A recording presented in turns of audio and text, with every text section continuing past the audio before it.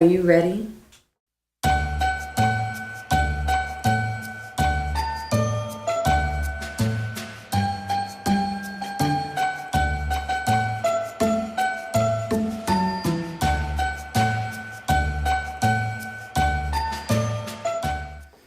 Hey guys, it's Michelle again. I'm back coming with you guys with more tips and more advice for Christmas decorating this year on a budget or quick and easy things to do last minute, because you know a lot of us do things last minute, including me at my house.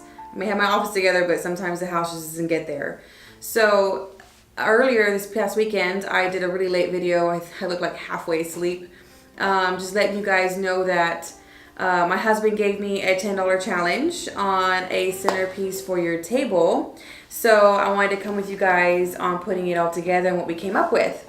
So I went ahead and I raided the Dollar Tree. It took quite a while. Sometimes when you go to stores like that, you have to know you want to have some time so you can go through all the aisles and really look at stuff, get creative, grab things, put them in your basket, put them back on the shelf, and then put them back in your basket. So it kind of took me a while to kind of figure out what I wanted to bring you guys. I wanted to do a combination of things. So we're going to kind of look at everything. We're going to do a count of our items to make sure that he knows that it's $10. So first thing I did was I wanted to implement candlelight just in case we do a dinner with the family, or and then of course greenery with it too. If it's just an all-day thing and it's not lit up, it's still pretty on your table. So at the dollar store, they had some really cute little candlesticks here that hold little tea candles. What's great about this is that we have different heights, and we want to work with different heights because we want to bring the eye levels up and down. And what I also like about it is that it's a good level. Like right now I'm at the table and it's not blocking my view with someone across the table. So that's a big deal for me whenever I'm doing a centerpiece. I don't want it so tall or so big and tall that it's taking up everything, all the space, and then you can't have a conversation during what's important. I mean, Christmas, when you're having dinner with family and catching up with cousins and aunts and uncles, and you're trying to dodge them because of the centerpiece is in the way. So I love the height of these. But again, you know, sometimes this can get kind of boring. So when you have just like every other something like this happening, this can get a little boring. So usually we add a little bit something to anchor the centerpiece. So I had found one of these vases to anchor it, and what I wanted to do was, it was still kind of too low. It's still giving us height of different heights, and you could probably get away with rearranging it somehow with it keeping it this height, but you know, I wanted to bring something just a little bit higher. So they actually have candlesticks. These right here are awesome. I like using glue sticks and hot glue guns because I can pop them off. I can separate everything at the end of the holiday, repack everything separate when it comes to my ribbons, my bulbs, things like this that we're going to be combining together and setting it right on top to make a larger piece. So now we have different heights. I like to take them apart at the end of the holiday so that next year I can use it for whatever I want. It's a clean slate. They package a lot better, and then you keep things safe and lasting longer whenever you take everything apart and put them back in Ziploc bags, put them in Tupperwares, things like that. I went ahead and I'm adding some, this is scented potpourri. It's apple cinnamon. I wanted something a little more Christmas smell, and of course red to go with it. I also grabbed, since our whole Christmas theme here at the office was very earth tone that I brought to you guys.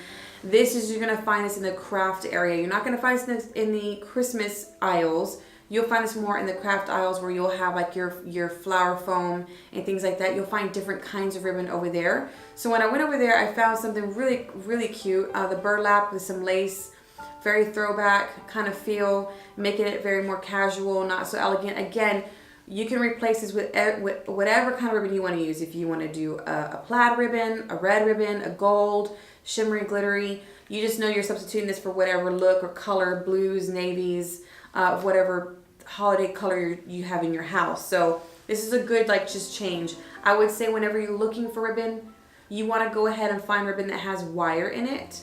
So when you have something that has wire, you can shape it and you can see how it keeps its form. So if I want to manipulate the ribbon and I want to do like bows, or I want to loop things in and out, the wire that's on the edges of the ribbon help me shape it. If it doesn't have wire, it's a little more difficult to work with whenever you're trying to do stuff. And I'm going to be showing you guys a really cute basic bow with this centerpiece that we're going to be doing on it, and that's where the wire comes in handy.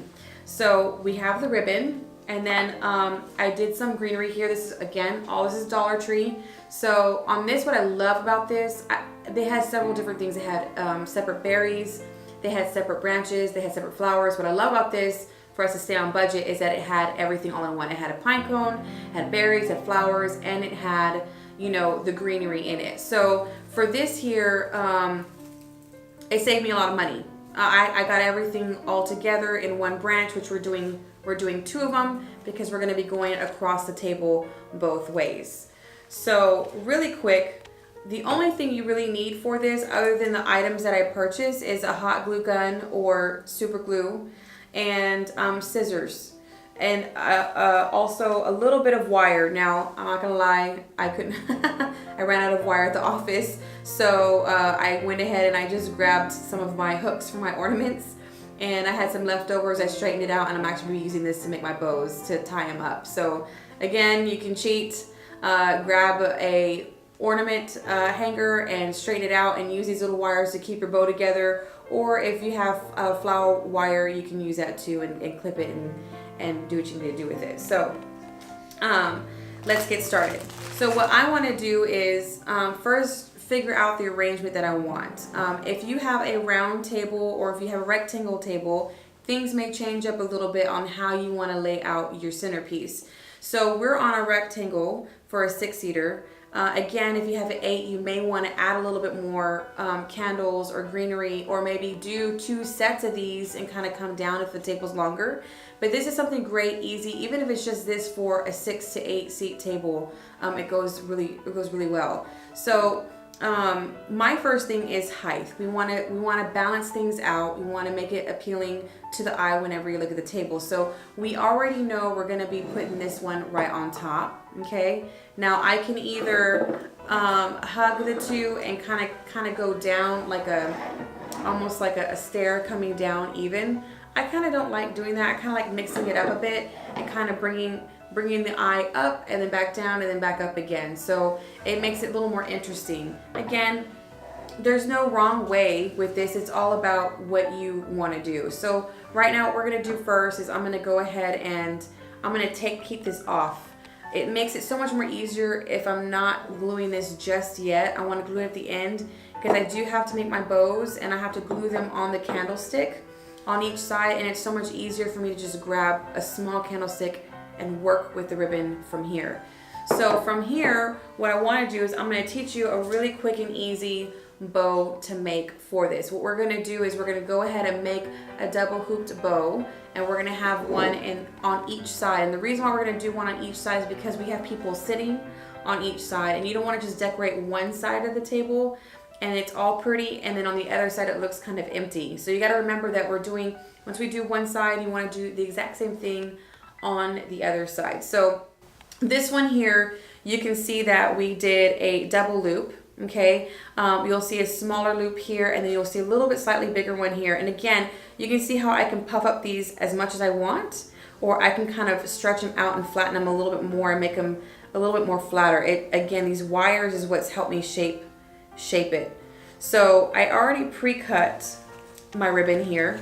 I'm just going to show you really quick, easy, and I got some already pre-cut all around here for you guys. But what I did was I made this one, I opened it back up, and I cut it again to make sure I had enough ribbon, because again, $10 challenge.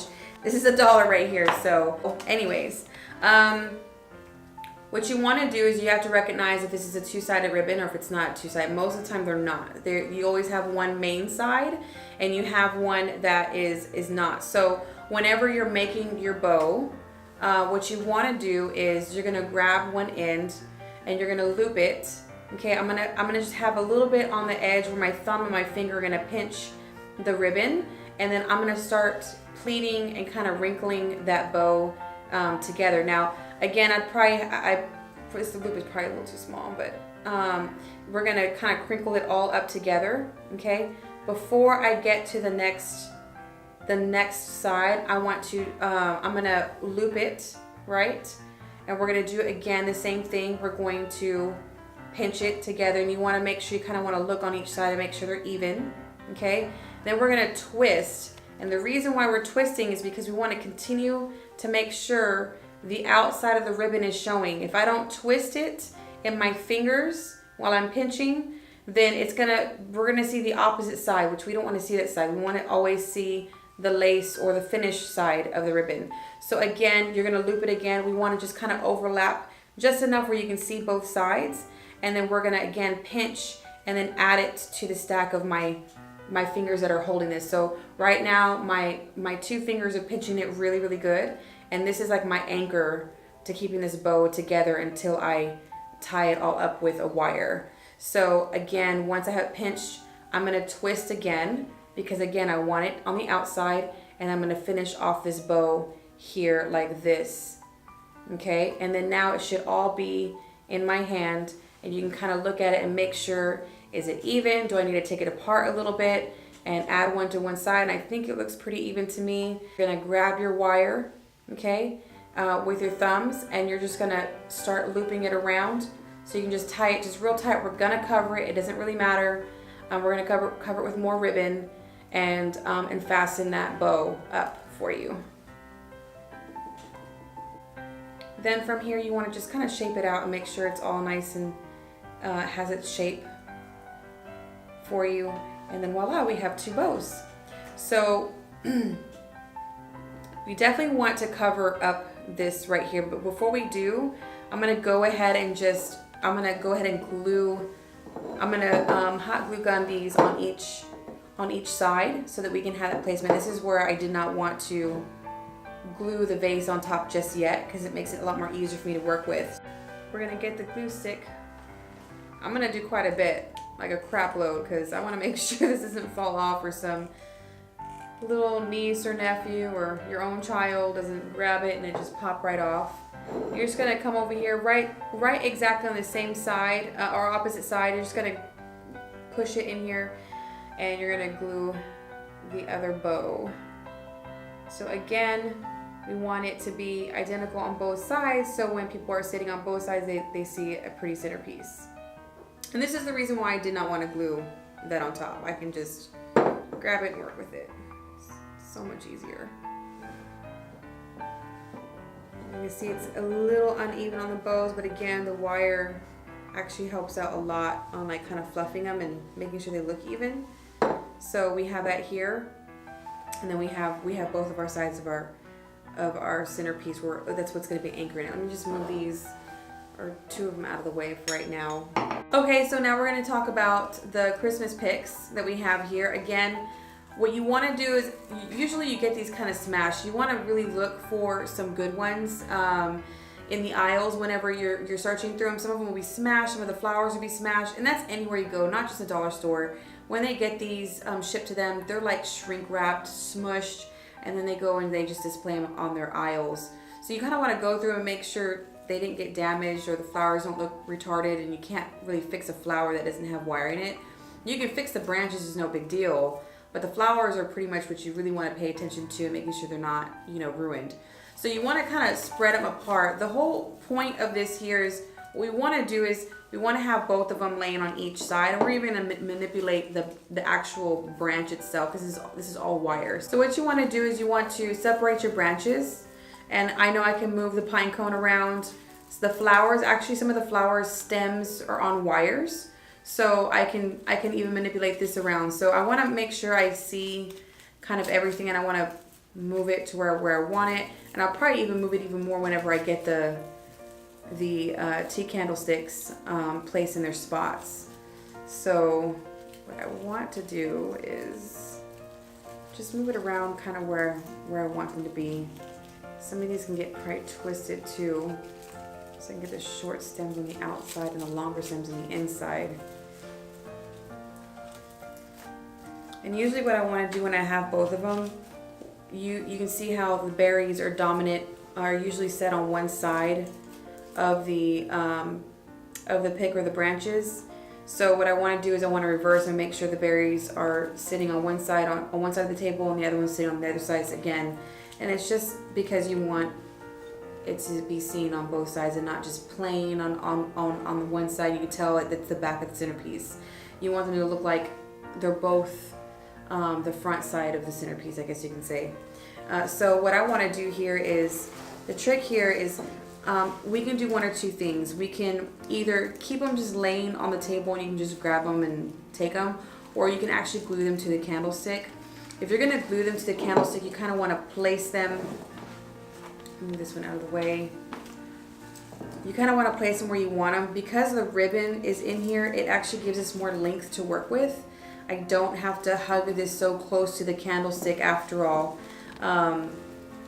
Because I have the ribbon sticking out. If I didn't have ribbon, this would be hugging pretty close to the candlestick and it would shorten up the actual centerpiece. So because I have the ribbon here, I want to make sure that I'm going to have to probably curve this just a little bit, because I do want it centered on the actual ribbon, so it's not. And most of the time I get this working without even gluing, like right there I hooked it on there. So let me remove that real quick so you can kind of see how it's almost like a Captain Hook. It's like a little hook. You want to just kind of put it in here. What's good is that you just pop it right in, and I'm actually not even going to glue it. I'm going to go ahead and just keep it like that. And then from there, what I want to do is start messing with my candlesticks. So whenever you mess with them, you're not going to put them on the outside. You want to tuck them in to the inside of the centerpiece here and here, and you want to kind of hide the stems a little bit and hug them inside, so you can kind of push it in on both sides here. Okay, so now that I'm kind of at a point where I probably won't be messing with this so much, I'm gonna go ahead and glue this on top, so I can work with my piece a little better and see what it's gonna look like. And all I'm gonna do is I'm gonna just do some. I need another candlestick. Glue stick. Candlestick. I'm gonna just tack this on here, just enough where it's gonna just hold.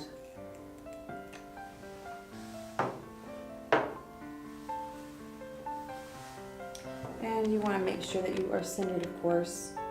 Somebody wants to be off-centered. I guess I have to look over. Ooh, I'm really off. And again, you see how that makes it easy to pop off? I'm gonna have to replace that again. That's what's great about using a glue gun, is that you can just pop it off and redo it.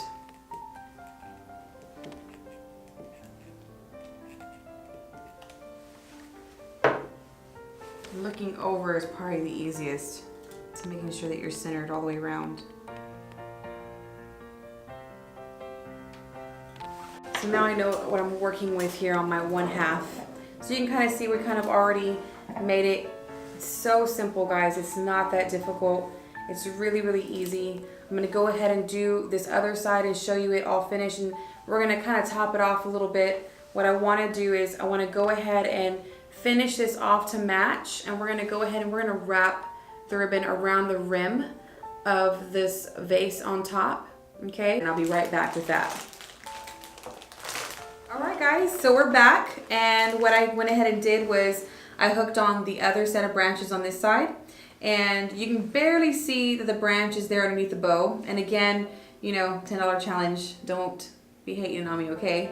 What I also did was I went ahead and I matched the ribbon on top here. Now you want to make sure that when you do the ribbon, I did again use a hot glue gun, and I glued it because I can just pop it right off, and I can change that ribbon for any other season that I want. If it's fall time, if it's, you know, Easter or whatever, you can always, or just like an everyday thing of just matching in your dining room, you can always change this out. You don't want to permanently glue it and then you can't use it again. So I did the seam in the middle off the side because you have less people viewing this way. You have a lot more people viewing on the sides where you have more chairs. So the seam on the ribbon is on the side of the vase here. So what we're gonna do is I'm gonna go ahead and just add the potpourri to the jar. But hopefully I don't make a mess. And it actually smells not that bad. And this is because I hate cleaning candles. I rather have tea candles on top, which we will add whenever the event's ready. And you can always mix up little mini ornament balls inside here. Again, $10 challenge. So things that you can do to kind of spiff up if you want to go a whole nother level and spend a little bit more. I would say, you know, twinkle lights in the inside of the potpourri, some Christmas balls to make it a little more Christmassy, and also twinkle lights inside the centerpiece itself if you want it to light up, because it's battery operated. You don't need to have like an outlet for it.